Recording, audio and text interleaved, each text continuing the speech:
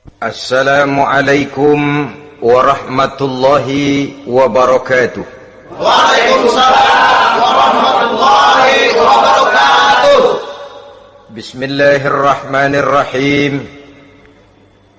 Alhamdulillahi rabbil alamin.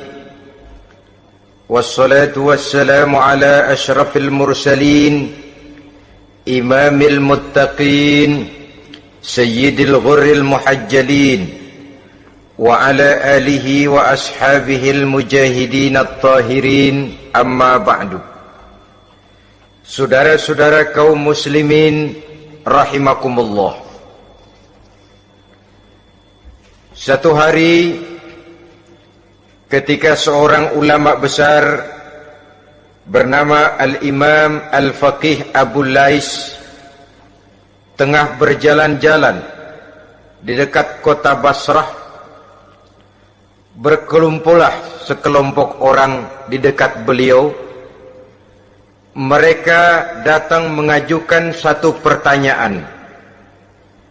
Imam, kami ingin bertanya. Di dalam Al-Quran itu Allah Subhanahu wa ta'ala menjelaskan, Ud'uni astajib lakum. Berdoalah kepadaku, aku akan jawab doamu.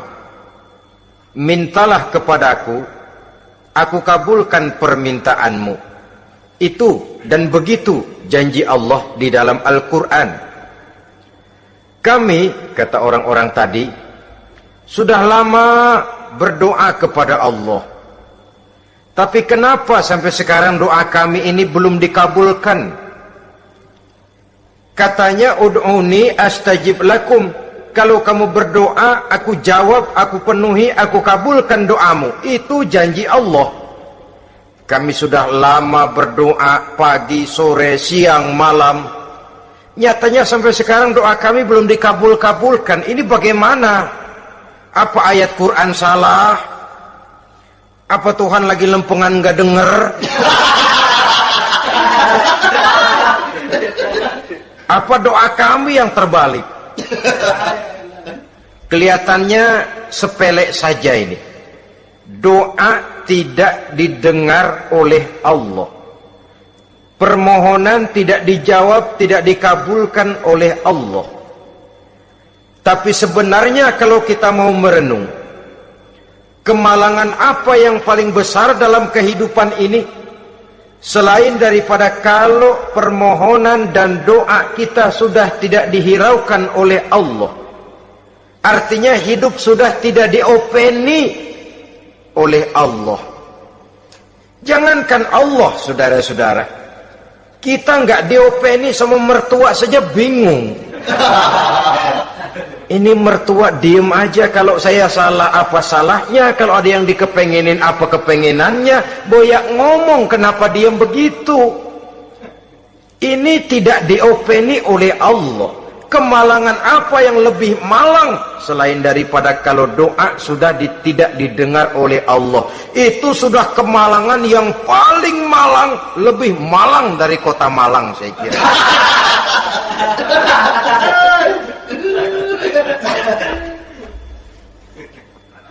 Menghadapi pertanyaan ini, Imam Al-Faqih Abu Lais senyum.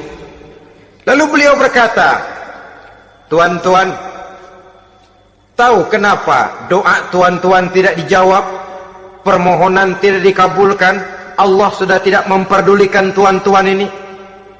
Kami tidak tahu, Imam, maka kami bertanya. Begini, hati tuan-tuan itu mati. Dari hati yang mati, channel tidak nyambung kepada Allah. Dari channel yang putus tidak ada getaran strom, bagaimana akan timbul gejala? Hatimu mati, jadi pantas kalau doa tidak dikabulkan, permohonan tidak dipenuhi, doa tidak terjawab, hatimu mati.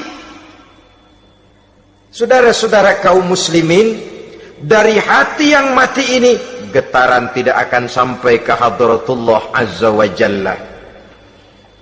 Nah, ini juga satu penyakit yang kita sangat khawatirkan, yaitu apabila hati kita sudah mati selagi jasad masih hidup. Artinya, jadilah kita bangkai berjalan di hadapan Allah Subhanahu wa ta'ala. Sementara kita sangat disibukkan dengan menggali berbagai macam jenis obat penangkal penyakit zahir, dan kita kurang perhatian untuk mencari obat penangkal penyakit batin yang kalau diserang penyakitnya menghancurkan kehidupan abadi di akhirat nanti. Perkembangan ilmu kedokteran nyata benar diikuti dengan perkembangan jenis-jenis penyakit. Makin maju ilmu kedokteran, makin modern penyakit. Ngerti juga rupanya itu penyakit. Dulu kita tidak kenal yang namanya AIDS. Kita tidak tahu yang namanya liver.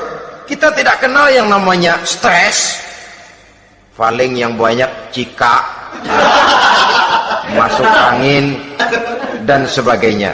Tapi baiklah, penyakit-penyakit batin yang menyebabkan hati menjadi mati, dan dari hati yang mati, doa tidak naik, tidak didengarkan oleh Allah Subhanahu wa ta'ala. Nah, kata orang-orang tadi, yang menyebabkan hati kami mati ini apa, Imam? Beliau menjawab, pertama, araftumullaha wa lam tu'tuhu haqqahu. Yang menyebabkan hatimu jadi mati, pertama, kamu kenal benar kepada Allah, tapi haknya untuk disembah, kewajibanmu untuk menyembah, tidak pernah kamu laksanakan. Bagaimana Allah tidak akan jauh dari kita kalau kita tidak akan mengadakan pendekatan kepadanya? Dan pendekatan kepada Allah hanya bisa kita tempuh melalui jalur kegiatan ritual ibadah. Allah akan terlalu jauh apabila kita hanya membicarakannya lewat filsafat dan renungan yang mendalam. Tapi Allah akan dekat dan terasa hadir dalam hidup apabila kita dekati ia dengan pelaksanaan ibadah kepadanya. Kamu kenal Allah, tapi hakmu untuk menyembah, kewajibanmu untuk menyembah, haknya untuk disembah, tidak pernah kamu laksanakan. Kalau soal Allah, kita kenal bukan main. Bahkan tidak hanya kita mengajarkan kenal juga kepada anak-anak kita. Kalau ditanya siapa pencipta matahari, bulan, dan bintang? Allah. Siapa pencipta lautan, gunung, hutan belantara, dan sungai-sungai? Allah. Siapa pencipta bumi, matahari, dan sebagainya? Allah. Sembahyang apa enggak? Bagaimana nanti?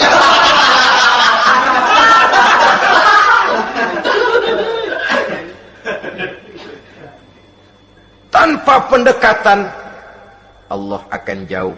Apabila Allah jauh, maka doa tidak akan didengarkan olehnya. Oleh sebab itu, logika mengajarkan kepada kita, berpayahlah dulu, wa mal ladzatu illa ba'da ta'ab, innama al-usri yusra. Di balik kesulitan menunggu kemudahan. Nikmat baru akan terasa, kelezatan hidup baru akan terasa setelah kita jerih payah banting tulang peras keringat.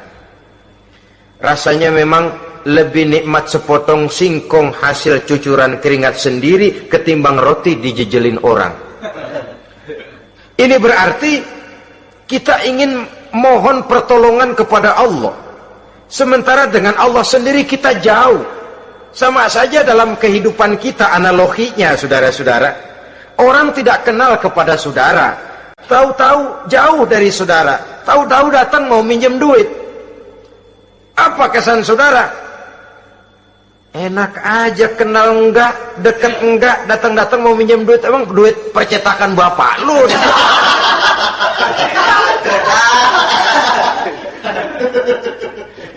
Sedangkan yang kita kenal, sedangkan yang kita bertemu tiap hari, sedangkan yang sering datang ke tempat kita, kalau satu saat dia pinjam duit, toh kita kadang-kadang masih mikir, apalagi datang enggak pernah, berkunjung nggak pernah, ngobrol nggak pernah, apalagi kenal juga nggak pernah, datang-datang mau minta, macam apa?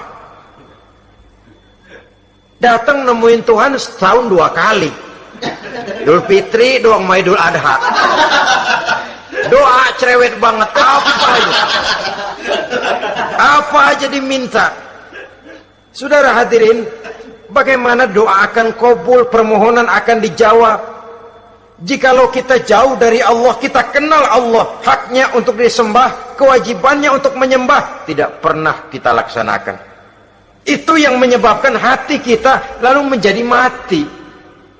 Padahal mengenal Allah, setelah mengenalnya, mengadakan pendekatan kepadanya melalui ritual ibadah yang dicontohkan oleh Rasulullah Sallallahu Alaihi Wasallam. Ini hal pertama yang menyebabkan hati jadi mati. Kamu terlalu kenal Allah tapi tidak pernah menyembah kepadanya. Sama aja orang kerja kagak, habis bulan mau minta gaji. Kita jitak kepalanya. Macam apa? Kerja enggak, tahu-tahu datang mau minta gaji. Kerja dulu yang baik, habis bulan baru enggak diminta pun memang sudah ada jatahnya. Ibadah dulu kita kepada Allah. Soal Allah memberikan karunia kepada kita, itu hak Allah. Apabila kita dekat dengannya, ibadah yang kita laksanakan benar, karunia itu akan datang kepada kita. Saudara-saudara, yang kedua yang menyebabkan hati jadi mati, qara'tumul Qur'an walam ta'malu bih. Kamu baca Al-Qur'an tapi ajarannya tidak pernah kamu amalkan. Kamu baca Quran tapi isinya kamu injak-injak. Sehingga ada peringatan dari Rasul Sallallahu Alaihi Wasallam. Beliau bersabda, "Iza azzamat ummatid dunya wa fi riwayatin dinaron wa dirhaman nuzi'at minha haibatul Islam. Wa iza turikatil amru bil ma'rufi wan nahyu 'anil munkari hurimat alaihim barakatul wahyi. Wa iza tasabat ummati saqatat min ainillah." Tiga peringatan keras tapi yang merupakan gejala penyakit kita umat Islam diperingatkan oleh Nabi kita. Pertama, iza azzamat ummatid dunya, apabila umatku telah terlalu mengagung-agungkan dunia, apabila umatku telah jatuh menjadi umat yang materialistis, segalanya diukur dari sudut keduniaan saja, nuzi'at minha haibatul Islam, maka akan dicabutlah dari mereka kehebatan agama Islam. Hilang kehebatan Islam apabila kita jatuh menjadi umat pengagung dunia, penyembah materi. Nilai kita, keberadaan kita tidak dihargai orang lain. Orang memandang kita remeh saja. Orang Islam gak ada apa-apanya, bayar aja. Bisa dibeli, bisa diatur, bisa dikerjain, garap saja. Nuzi'at minha haibatul Islam, hilang dari mereka kehebatan Islam ini. Kenapa? Mereka telah mengagungkan dunia dan menjadikannya sebagai tujuan. Padahal dunia cuma alat, materi cuma alat, harta cuma alat. Yang kedua, wa iza turikatil amru bil ma'rufi wan nahyu 'anil munkari hurimat alaihim barakatul wahyi. Apabila telah ditinggalkan amar ma'ruf dan nahi munkar, maka hilanglah keberkahan wahyu. Ini yang ada hubungannya dengan masalah kita. Kita baca Quran, kita tidak amalkan isinya. Bagaimana hati tidak jadi mati? Amar ma'ruf dan nahi munkar ditinggalkan orang, hilang keberkahan wahyu. Pada saat itu boleh jadi Quran ada, tapi cuma tinggal tulisan saja. Islam ada, cuma tinggal sekedar nama saja. Diseminarkan, disemposiumkan, dimuktamarkan, tapi tidak dijabarkan dalam kehidupan sehari-hari. Apabila amar ma'ruf dan nahi munkar telah ditinggalkan orang, hilang keberkahan Quran. Akibatnya apa? Apabila amar ma'ruf tidak lagi digalakkan orang, nahi munkar tidak dilaksanakan orang, lalu orang menilai sesuatu menurut seleranya sendiri. Mana yang ma'ruf, mana yang munkar, tidak ada lagi patokan utama. Kalau baik kata otaknya, dia kerjakan. Tidak baik menurut otaknya, dia tinggalkan. Agamanya adalah otak, berhalanya adalah akal.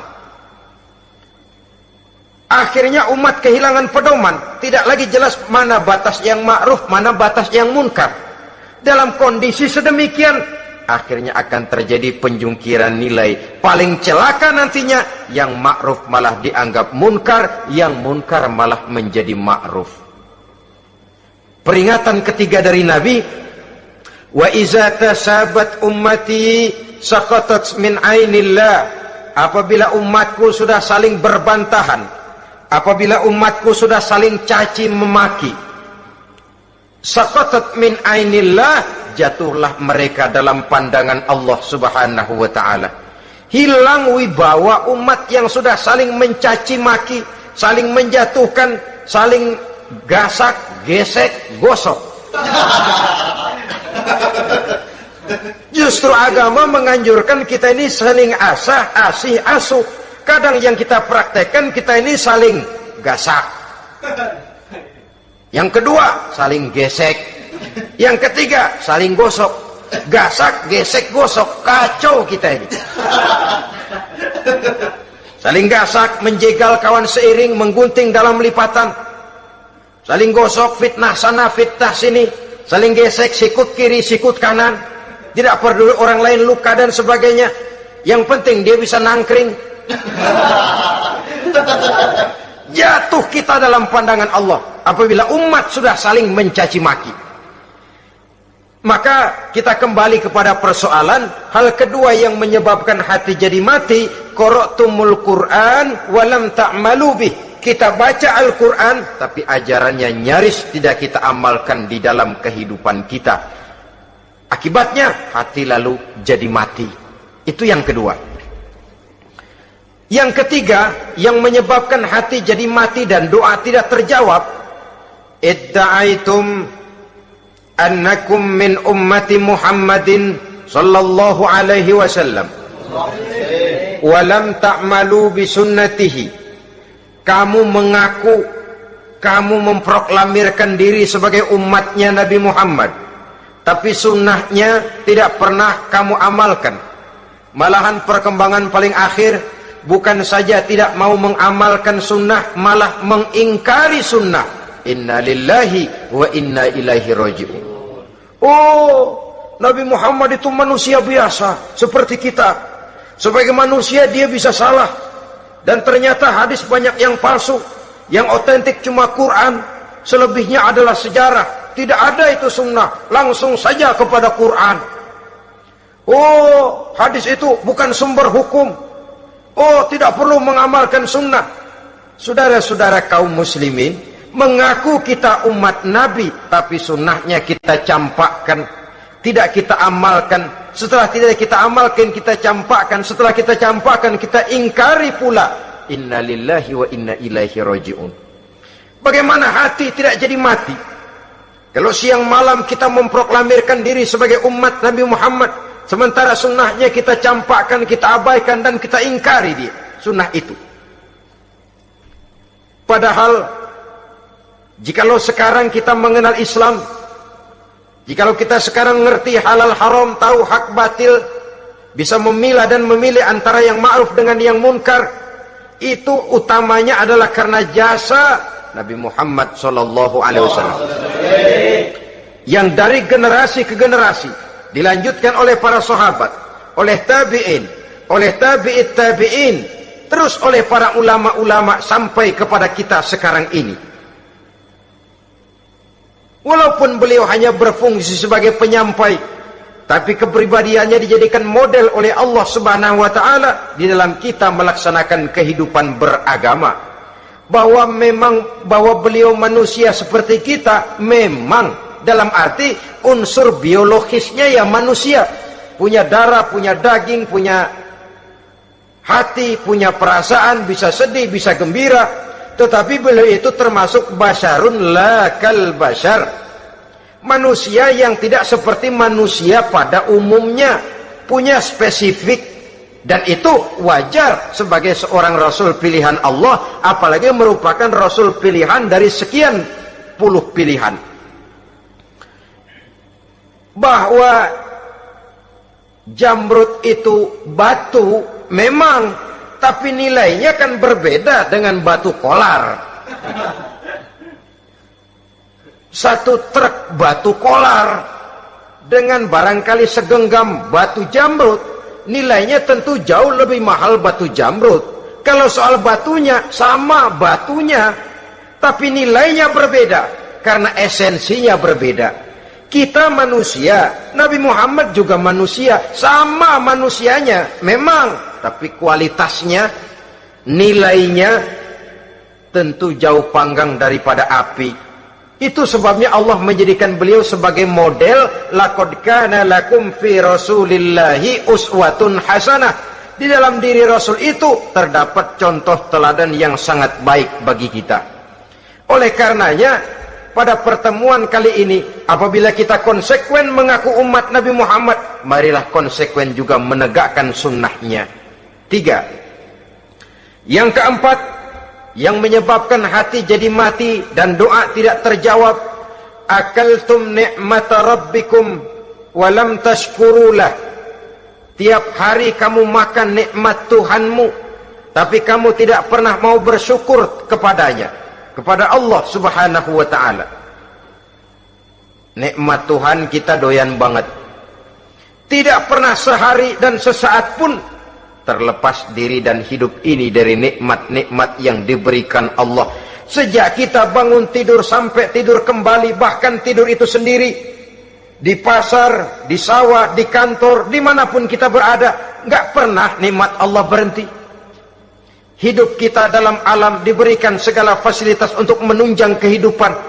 Nggak pernah Allah pasang pajak matahari, nggak pernah Allah pasang pajak gas udara. Nikmat-nikmat yang banyak itu tiap hari kita kecap, tiap hari kita nikmati, tapi kita tidak pandai bersyukur. Padahal Allah memberikan peringatan keras dalam hadis qudsinya, man lam yashkur ala na'mai walam yasbir ala balai falyakhruj min tahti samai wal yatlub rabban siwaya. Siapa yang tidak mau bersyukur terhadap nikmat yang aku berikan kepadanya dan tidak mau bersabar terhadap ujian yang aku berikan kepadanya, silahkan keluar saja dari kolong langit ini dan cari Tuhan selain aku. Diusir oleh Allah. Kalau orang tidak mau bersyukur terhadap nikmat yang aku berikan dan tidak mau bersabar terhadap ujian yang aku timpakan, keluar dari kolong langitku, keluar, cari Tuhan selain aku. Diusir. Lah yang ngusir Allah. Anak sekarang bilang mau ke Menong.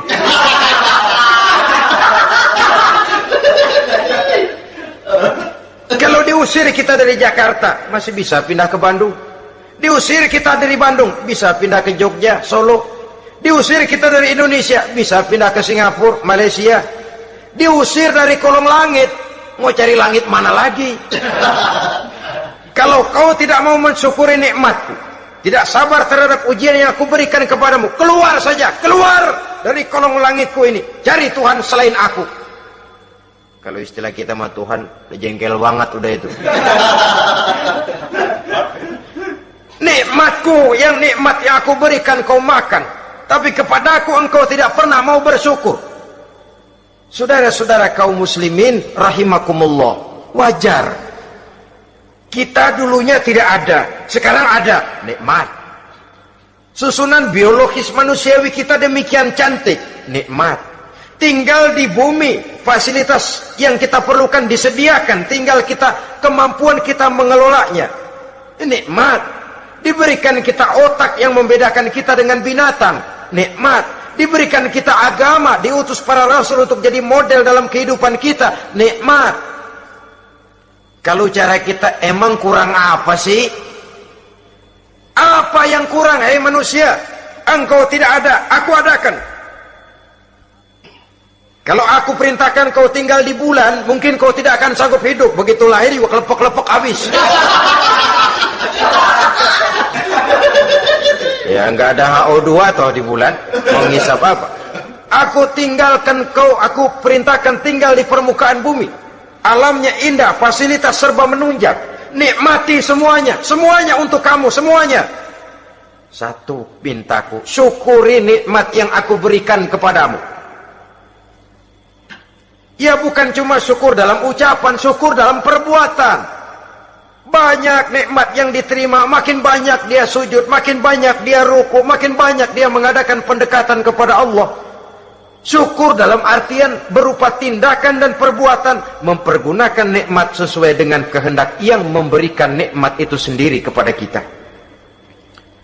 Saudara-saudara kaum muslimin rahimakumullah, ini penyakit yang keempat. Kamu makan nikmat Tuhanmu, tapi kamu tidak pernah pandai bersyukur kepadanya, mensyukuri nikmat yang diberikan tadi. Bagaimana hati tidak jadi mati?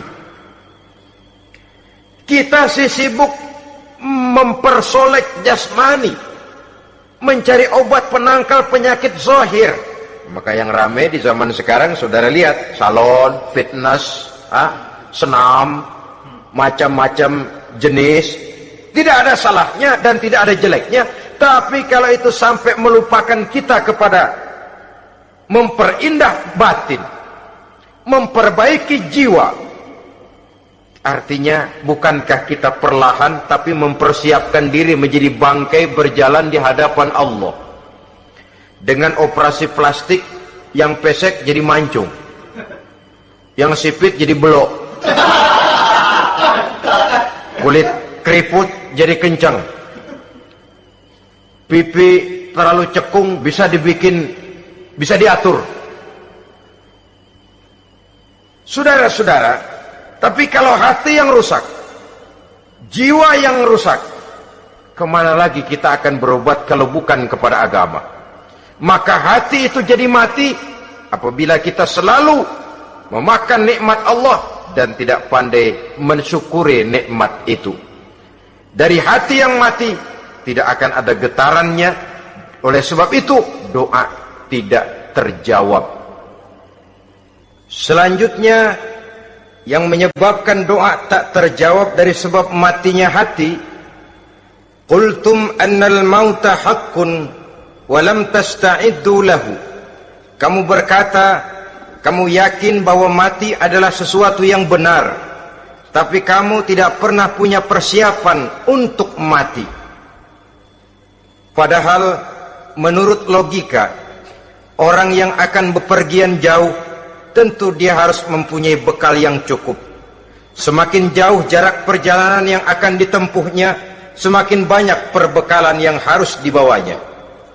Dahulu, seketika beberapa jamaah dari Yaman akan melaksanakan ibadah haji dengan nekat, mereka berprinsip, pokoknya kan berangkat haji jadi tamunya Allah, nanti Allah yang akan ngelayanin. Mereka nekat, modal badan doang berangkat.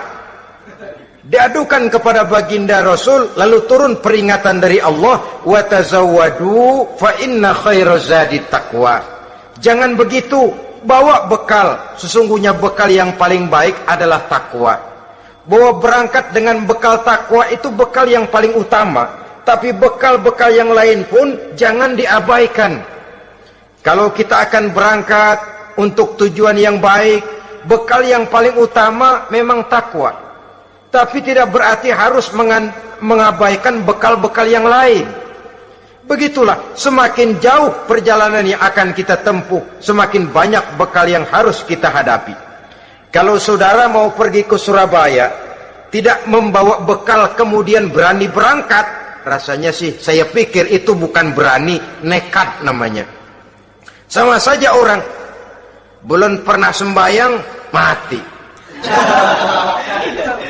nekat tuh orang, berani amat. Belum berbuat kebaikan barang sedikit pun sudah mati, nekat namanya itu. Sama saja tadi, nggak bawa bekal apa-apa berangkat ke Surabaya. Sampai Surabaya belum tentu, sengsara udah jelas. Belum punya bekal yang baik sudah mati. Sampai ke surga belum tentu, tapi kebelangsak dan sengsara, rasa-rasanya pasti itu.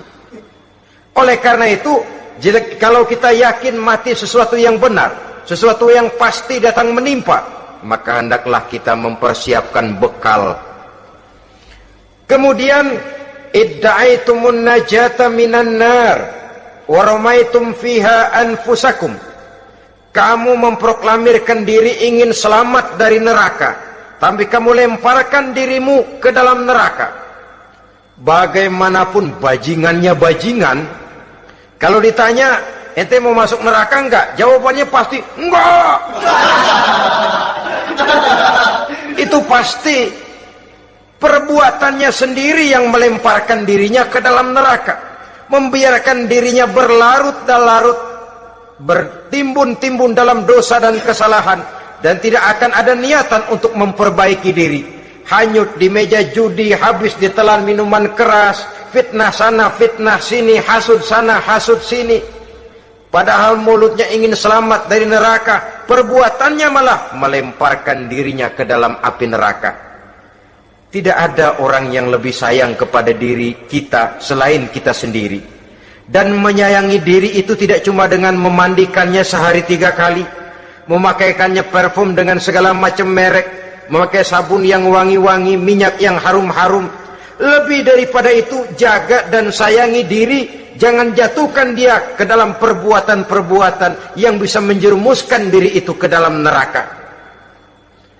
Kemudian disambung oleh Imam Al-Faqih Abu Lais yang menyebabkan doa tidak terjawab karena hati mati. Idda'aitum dukhulal jannah walam ta'malu laha. Kamu ingin masuk surga, tapi kamu berat mengamalkan perbuatan yang bisa menyampaikan kamu ke surga. Semua kita kalau ditanya, mau masuk surga? Mau. Tapi jarang yang berlomba melakukan perbuatan-perbuatan yang bisa menyampaikan kita ke surga. Kemudian yang terakhir kata Imam Al-Faqih Abu Lais, dafantum mautakum walam ta'tabiru laha. Kamu menguburkan orang yang mati di antara kamu, tapi kamu tidak bisa mengambil iktibar, tidak bisa mengambil pelajaran dari mayit yang jenazah yang kau kuburkan itu.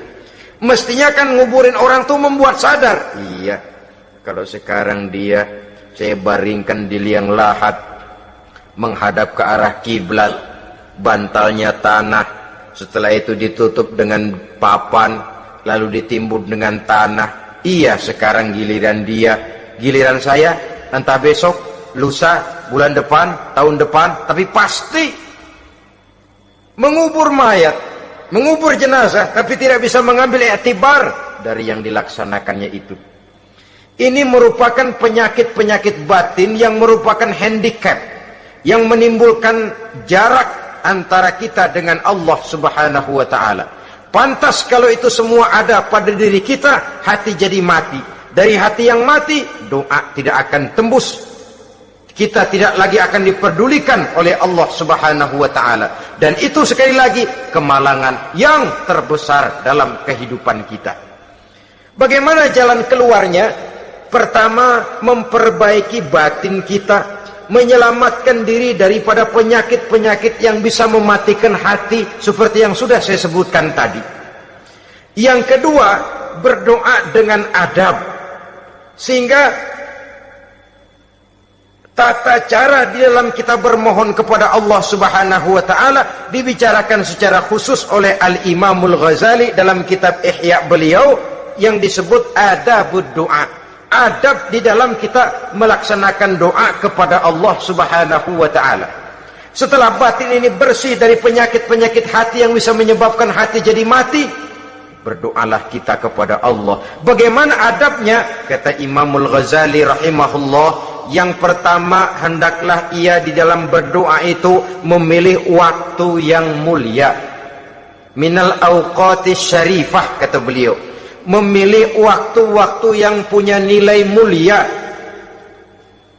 Ramadan dalam 1 tahun, Jumat dalam tiap minggu, sepertiga malam yang akhir pada setiap hari. Waktu-waktu yang punya nilai mulia. Walaupun misalnya saudara berdoa pada hari Kamis, tidak ada halangannya Allah mau kabulkan. Ini tidak berarti bahwa kalau sudah berdoa hari Jumat lalu hari Kamis tidak mau berdoa, tidak. Lebih memilih mengintai waktu-waktu yang punya nilai mulia. Lailatul Qadar sekali dalam setahun. Waktu-waktu yang punya nilai mulia. Logikanya begini, saudara-saudara. Kalau kita datang ke rumah seseorang, tujuan utama kita minjem duit, yang paling pertama kita perhitungkan tanggal berapa nih? Kan itu toh, tanggal berapa? Kalau tanggal 20 atuh minjem duit, orang lagi ngap-ngapan, boro-boro dia bisa minjemin, dia sendiri mungkin lagi pusing. Kita lebih dulu kita amatin tanggal berapa nih? Yang enak sore apa siang? Jam 2. Jam 2 dia baru pulang dari kantor, tapi giliran tidur. Kalau dia tidur dibangunin, datang mau minjem duit, kagak dimaki-maki sudah kebagusan deh. Kan kita lihat waktunya, timingnya kata orang sekarang. Tanggal berapa, sore apa malam, apalagi gulem apa terang bulan. Itu semua sudah kita atur sedemikian rupa, memilih waktu. Yang kedua kata Imamul Ghazali, memilih keadaan yang istimewa. Kalau tadi soal waktu, yang kedua soal keadaan. Ada situasi-situasi di mana doa itu diijabah oleh Allah Subhanahu wa taala. Di antaranya kata Imam Abi Hurairah, "Inda zahfi sufuf fi sabilillah." Pada waktu mengatur barisan perang membela agama, di situ doa kabul. Inda nuzulil ghais, ketika turun gerimis, di situ doa makbul. Inda iqamis shalah, ketika salat mau didirikan, riwayat lain bainal azan wal iqamah, antara azan dan qomat, di situ doa makbul. Itu memilih keadaan-keadaan. Kemudian yang ketiga kata beliau, berdoa menghadap kiblat. Ya, apa kalau doa madhab mudik Tuhan gak tahu? Tahu. Tuhan gak dengar? Dengar. Cuma lebih etis. Lebih etis kalau kita berdoa menghadap ke arah kiblat. Saudara-saudara kaum muslimin rahimakumullah. Yang keempat, hifdzus shaut, menyederhanakan suara. Tidak terlalu keras, juga tidak terdengar orang lain, apalagi kalau doa kita diaminkan oleh orang lain. Tidak usah terlalu keras. Kenapa? Karena Allah yang kita meminta kepadanya bukan zat yang tuli, bukan zat yang buta, bukan zat yang tidak dengar, bahkan dia maha dengar. Juga tidak terlalu seperti orang berbisik-bisik, apalagi kalau doanya doa bersama-sama. Tapi kadang-kadang terdorong oleh husnuzon dari para makmum saja. Tidak peduli apa yang dibaca oleh imam, yang kedengaran cuma amin aja kerengan. Amin, amin, amin, amin, amin, amin.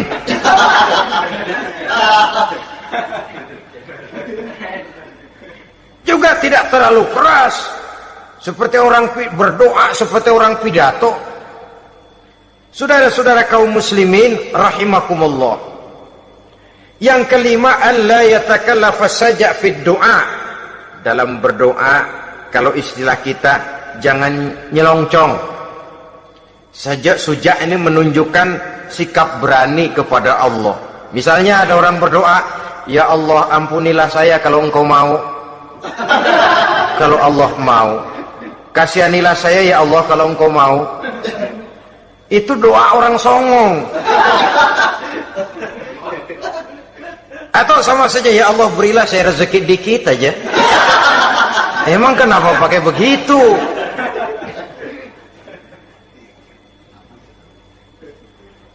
Allah yatakallafa saja fid du'a. Yang keenam kata Imamul Ghazali, at-tadarru' wal khusyu'. Dengan tadarru' dan khusyu', dengan sikap tawadu, benar-benar ya seperti kita lah kalau datang memang menghajatkan pertolongan dari seseorang, segala action kita atur supaya hajat kita itu kabul, kan begitu. Kadang-kadang istilah orang kalau perlu ngesor mah ngesor dah, yang penting permintaan dikabulkan, gitu saja. Kita lihat sekarang ini, ramai orang bicara soal film-film Parno. Kelihatannya pendatang-pendatang baru pokoknya asal bisa main dah, bugil ya bugil dah. Yang penting nyohor, bisa tampil. Walaupun dalihnya semua sama, mula-mula cuma iseng. Adegan panas bagaimana? Kalau tuntutan skenario apa boleh buat? Apa boleh buat? Emang nggak bisa milih. Setelah film beredar baru saya juga jijik ngeliat, lah tadi kemana waktu bikin? Udah jadi baru jijik, bikinnya merem memang itu.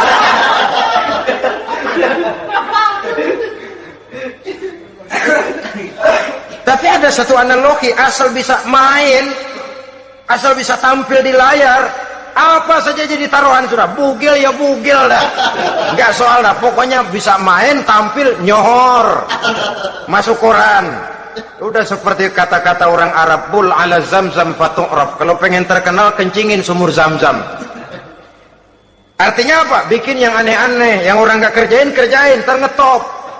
Yang ngetop lempengan jeleknya. Sumur Zamzam dikencingin, kan nyohor itu. Sedunia orang kenal. Kenapa? Gila.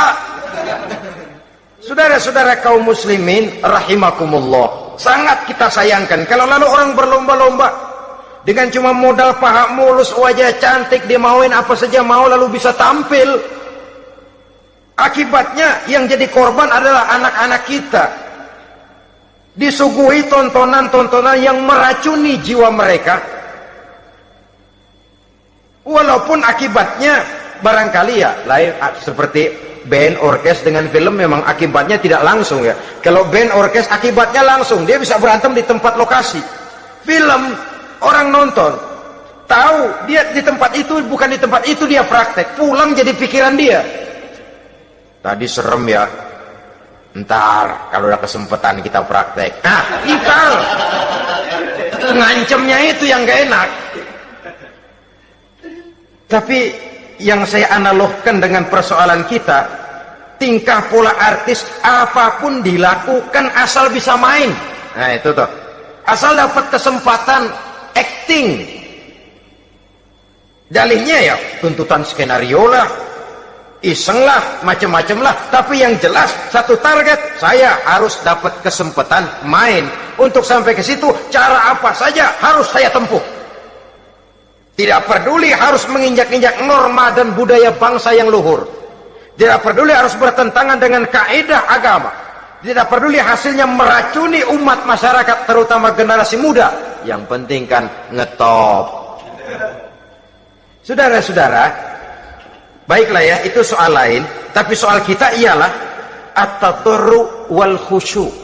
Bermohon kepada Allah dengan tadarru, khusyuk dan tawadu. Seperti kalau kita mau bermohon kepada seseorang, kita malah merendahkan diri. Pak, saya memang orang gak mampu pak, utang saya udah selebar kampung pak, anak udah 16 seperempat. Apa saja kita meratap, menghibah, mengeluh, merintih, ujungnya kan yang penting gue pinjam duit dapat dah. Apa kayak diomongin, pokoknya pulang bawa duit, itu saja. Itu strategi manusiawi. Kalau ini kita adakan konteks, oh iya, kepada Allah lebih lagi kita tadarru, khusyuk, tawadu. Doa dengan tawadu, sebab kita akan bermohon kepada yang serba maha. Menghadap ke arah kiblat, duduk bertafakur dengan khusyuk, tawadu. Jangan doa sembari tolak pinggang.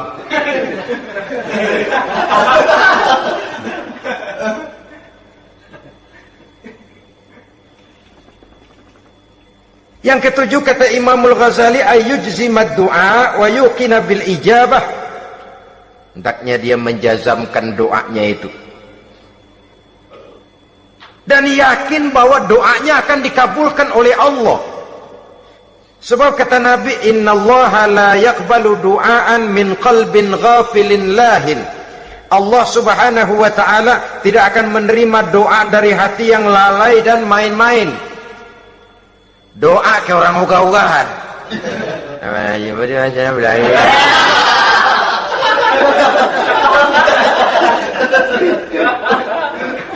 kali malaikat nyongok dong, lu minta apa lu?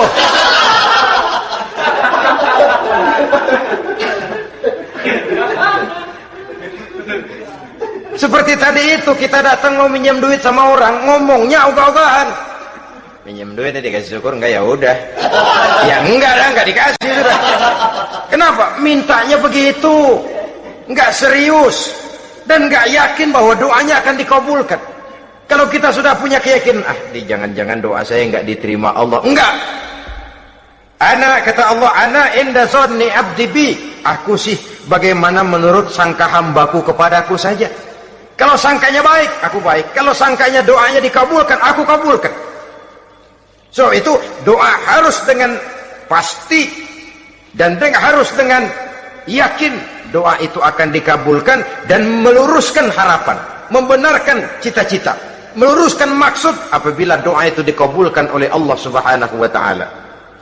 Saudara-saudara, oleh karenanya jangan doa setengah hati. Jangan berdoa sambil main-main.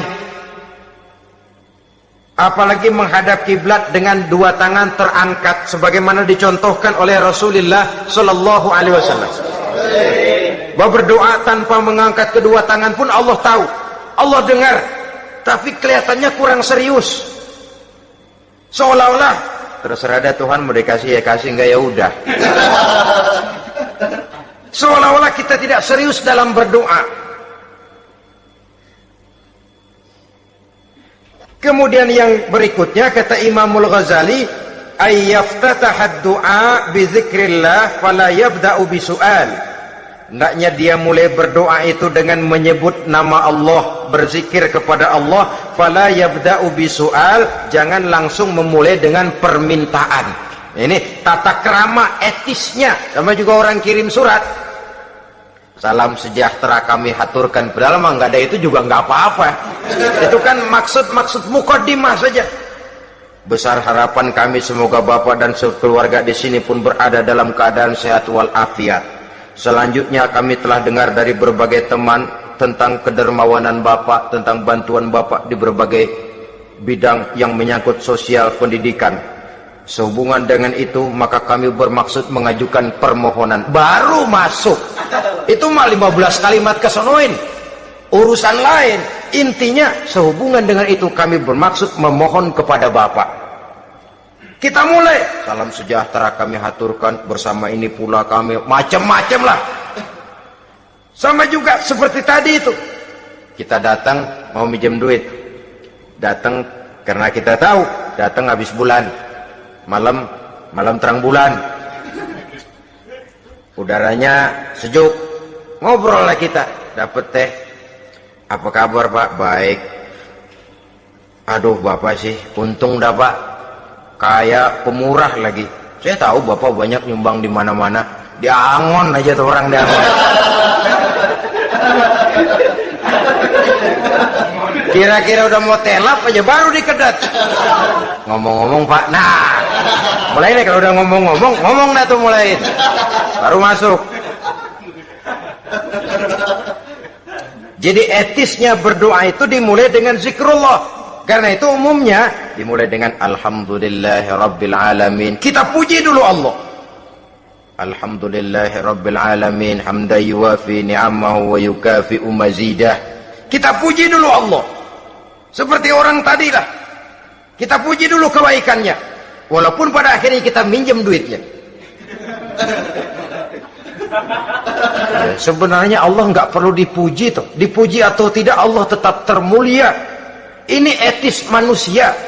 Allah tidak berharap untuk dipuji oleh manusia. Allah tidak untung seluruh alam memujinya. Manusia mau memuji atau tidak itu urusan manusia sendiri. Allah tidak minta untuk dipuji. Allah juga tidak gila kepada pujian. Kalau kita memulai doa dengan pujian, etis kita kepada Allah Subhanahu wa taala di dalam kita bermohon kepadanya. Saudara-saudara kaum muslimin rahimakumullah.